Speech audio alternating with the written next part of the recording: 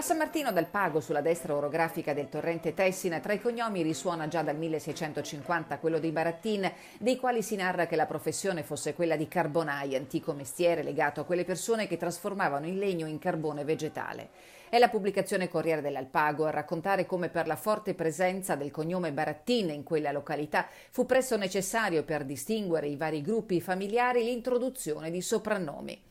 Fu così che, per distinguere il suo ramo, Martino Barattin, imprenditore edile di Venezia, creò il soprannome Piazza, al quale, dopo il suo matrimonio e la nascita di 4 figli, venne aggiunto Sandro. Oggi, a testimoniare la storia dei Barattin, Piazza Sandro, c'è un albero genealogico frutto di 2 anni di ricerche svolte da Gabriella e Barbara Barattin, spulciando i registri anagrafici custoditi nella canonica di Lamosano. Il primo incontro della grande famiglia dei Barattin nel 1996 a Faedio d'Erzo, e da allora l'occasione è quella di una grande festa, come è accaduto domenica, quando la famiglia dei Barattin, Piazza Sandro, aggiornata con i nuovi nati, si è data appuntamento a San Martino. Erano 320 di 4 generazioni nella sala polivalente del gruppo Giovani di San Martino, provenienti non solo dal nord Italia ma anche dal Belgio, dove alcuni sono emigrati. Prima la benedizione, poi il pranzo tipico della montagna, spezzle e cervo con polenta e strudel, innaffiato dal vino delle pianure trevigiane e allietato dai balli del gruppo folk Bassanello.